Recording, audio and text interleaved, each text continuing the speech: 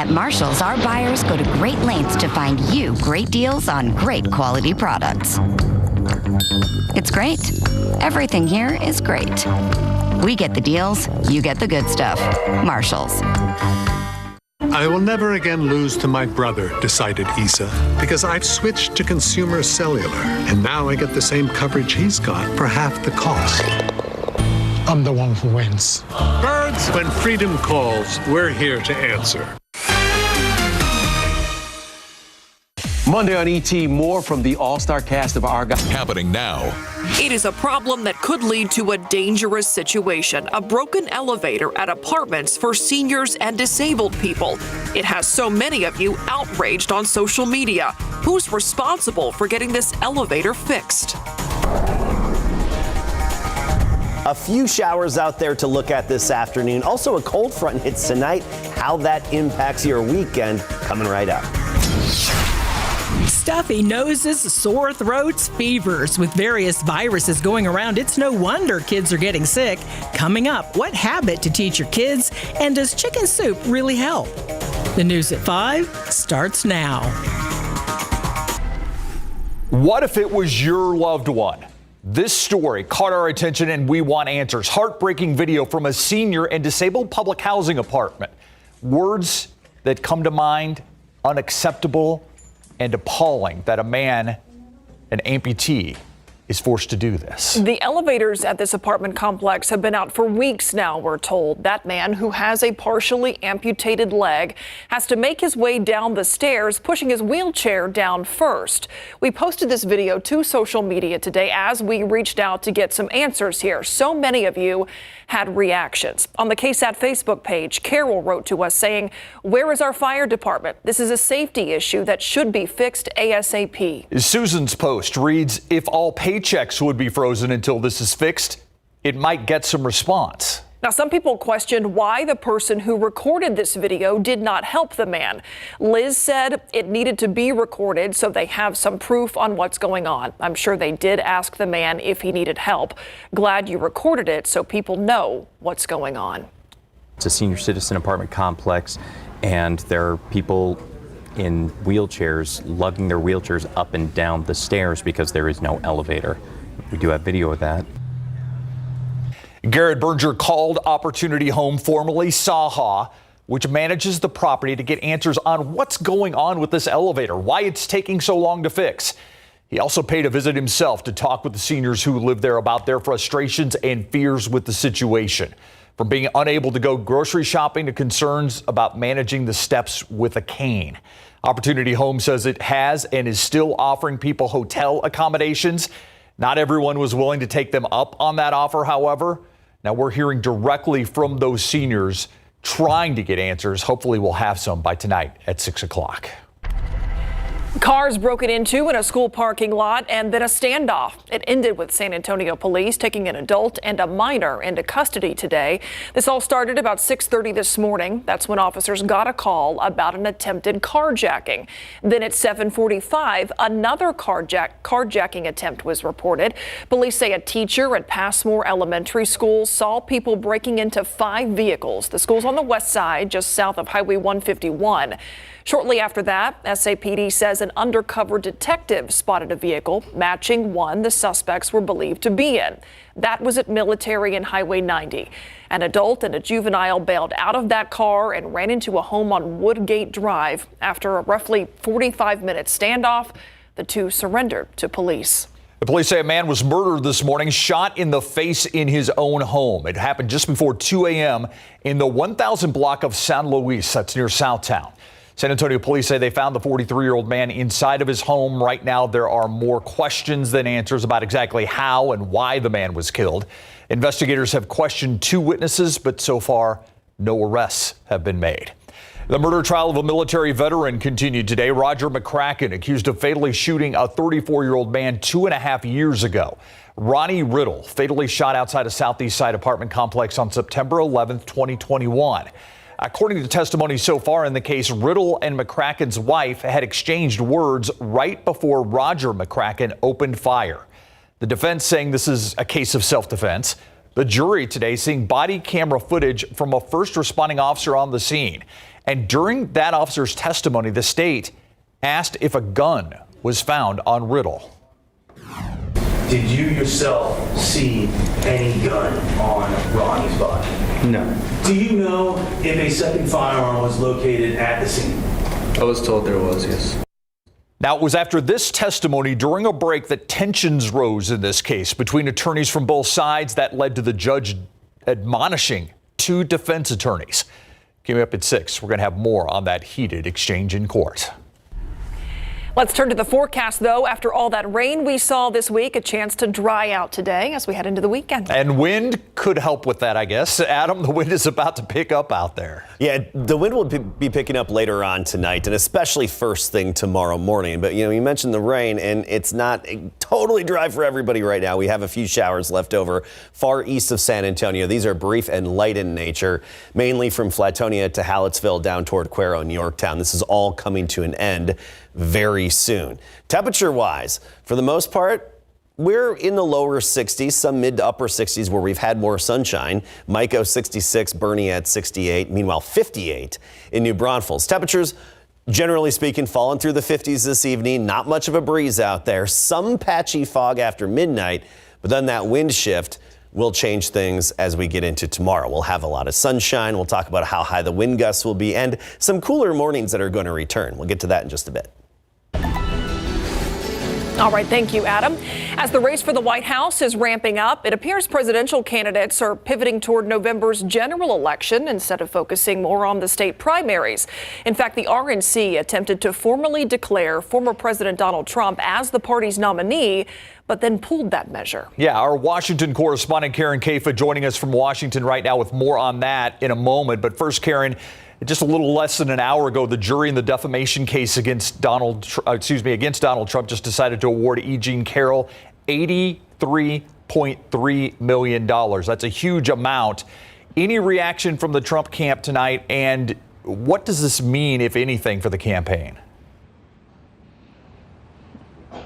Well, Steve, one of Trump's attorneys, Alina Habba, said that the Trump team will immediately appeal this verdict that came down. A jury of 7 men and 2 women deliberated for about 2 hours and 45 minutes this afternoon.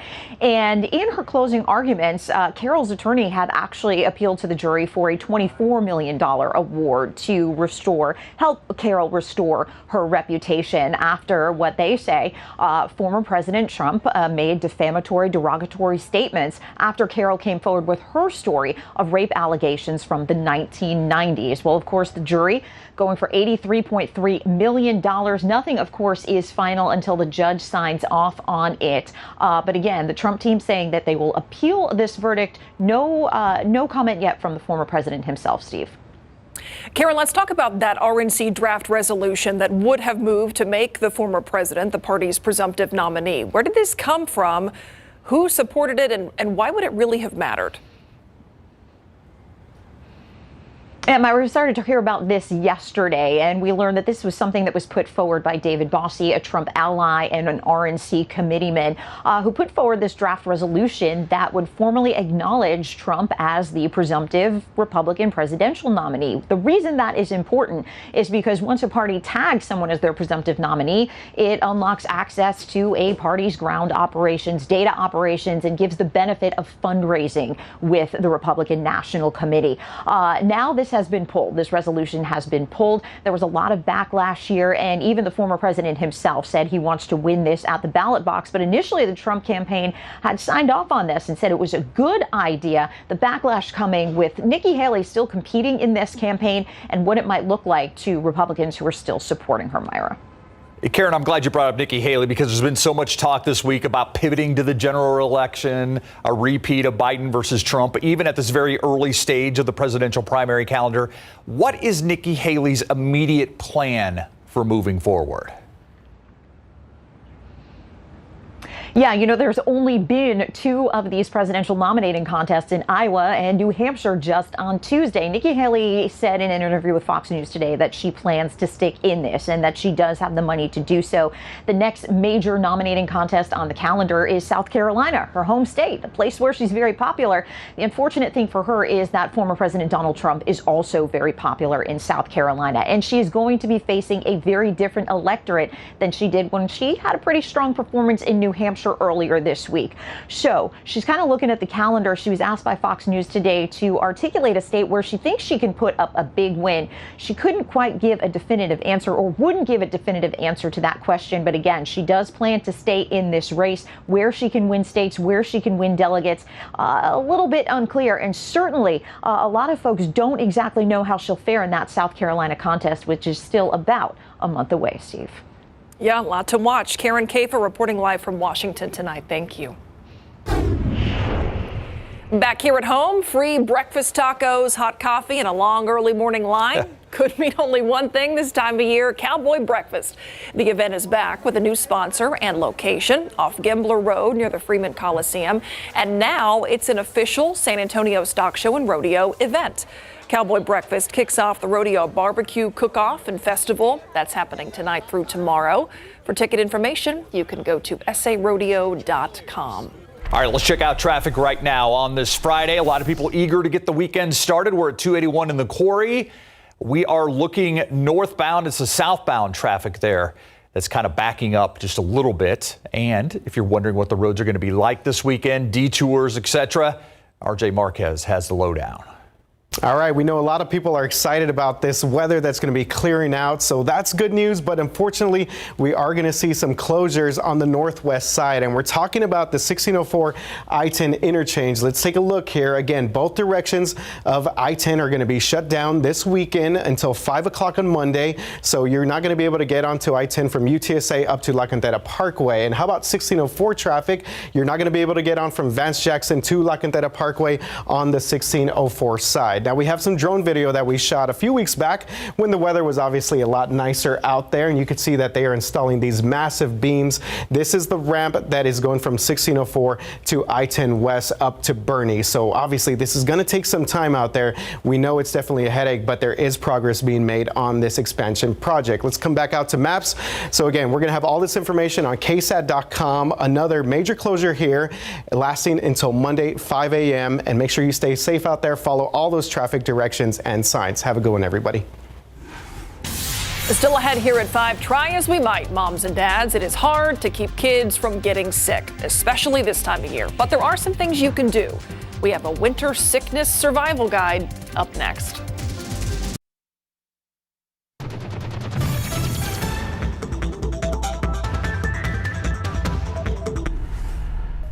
A look now at what we're working on for the news at 6, a new tool that's supposed to increase officer safety and transparency.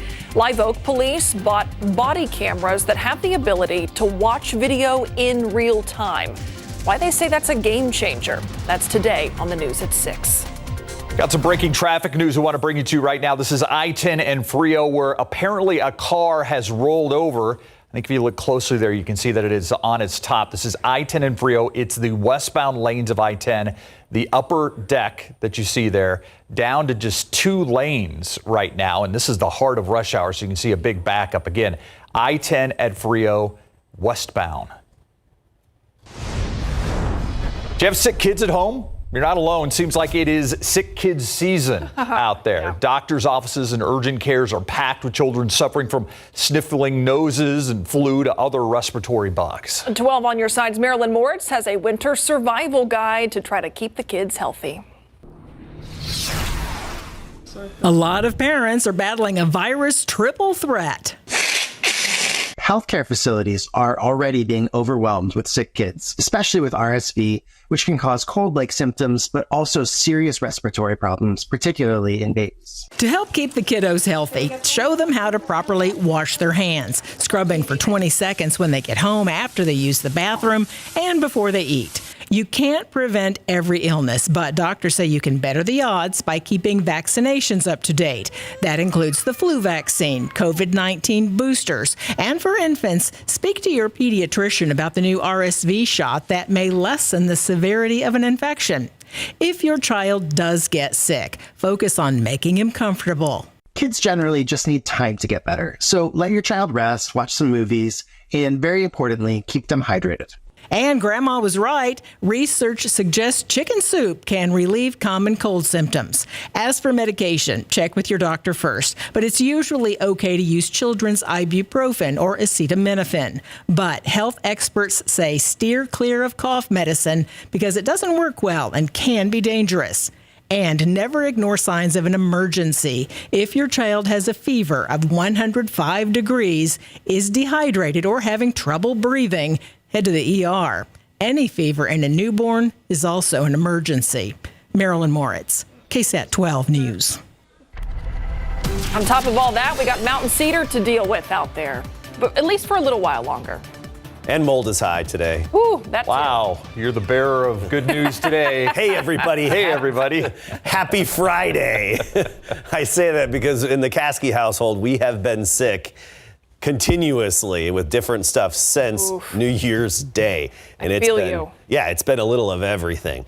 All right, let's get to the weather headlines here. Weak cold front slides through tonight. That's going to make for a gusty Saturday, but a sunny and dry stretch is upon us. And the best part about it is we can enjoy it guilt-free because of all the rainfall that we had. We could use some sunshine and some dry weather, and these winds will help dry us out as well. Take a look at our feature cast for these wind gusts. Not much late tonight and early tomorrow. We're talking before sunrise, but by sunrise and thereafter, the winds pick up to 30 miles per hour at times, and that's going to be the gust scenario for most of the day. Winds gusting up to 30 miles per hour and then finally simmering down around and after sunset. 47 in the morning, so a windy 47, 55 at noon, and then 61 for the high temperature tomorrow. We talked about the gusts up to 30. The steady wind will be north-northwest around 20 miles per hour, so noticeable throughout the day tomorrow. In the afternoon, despite the sunshine, we'll be a little on the cool side. As some upper 50s in the hill country, right around 60 in and around San Antonio, low 60s on the south side of town. Stinson Airport, about 63. Then Sunday morning, we drop down to 39, so feeling a bit of a chill behind this cold front. Not a freeze, but a chill. Nothing that we haven't dealt with this year, but upper 30s for a few days here to come with this cold front. We're talking 39 Sunday morning, 38 on Monday morning, and then temperatures do moderate back upward. Those morning lows moderate back upward as we progress through next week. All right, speaking of temperatures, let's look at the numbers. Right now, we're in the 70s, closer to the Rio Grande. 76 Del Rio, Carrizo Springs, Cotulla, both at 72. You go east of town, we're in the 50s. Gonzales, New Braunfels, and even LaGrange, north and east of town there in the 50s. Big contrast because of the cloud cover. Clouds locally and eastward, whereas off to the west, plenty of sun. And notice the cooler air to the north. Lubbock at 44, Amarillo at 39. This northwesterly wind is going to start moving in later tonight and into tomorrow, and that's going to help push some cooler air into place. We're not talking cold air, but it'll allow for those cooler mornings we were talking about.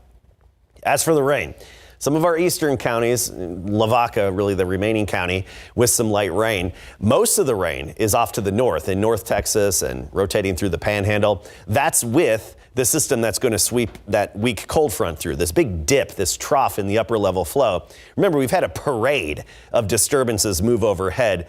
This is the caboose to that whole train of disturbances. This is it. This is going to slide on to the northeast, move on out of here, and we'll have a little bit of ridging in the atmosphere, so a lot of sunshine for several days. Then as we progress through next week, we start to see things shift again, and that upper level flow coming off the Pacific at a pretty good clip, that gives us our dirty flow with the embedded disturbances and a bit of moisture. And it just introduces a slight chance of rain. We're talking a 20% chance Friday and a 20% chance that following Saturday. Speaking of rain, so far this month, 6.72 inches. Ding, ding, ding. Over 5 inches above average for a change. It feels good. Sorry, it's Friday and I'm excited. Okay, notice those temperatures in the 60s, even pushing upper 60s by the middle of the week. Rain amounts get a high kick. Yeah, I mean, we're putting a dent in the drought. I'm worried he's going to strain something. Yeah, you all right over there? Yeah. It's going to happen. Pull a hammy. It will happen. Thanks, Adam. All right, Larry. I think this is a winnable game for the Spurs tonight. Absolutely, and they've already played the Blazers twice this season, and the Spurs are 1-1 against them. This is a very winnable game for the Spurs, especially if they can cut down on their turnovers. And KSAT 12 Sports is getting ready for some high school all-star basketball games coming up. The Spurs are favored by 3.5 points when they host the Trailblazers tonight. The two split a back-to-back in Portland around this time last month. But more recently, San Antonio is coming off a 26-point loss to Oklahoma City on Wednesday, where the Spurs struggled to take care of the ball. KSAT 12 Sports' Mary Rominger went to morning shoot-around to learn how the Spurs look to limit those costly turnovers.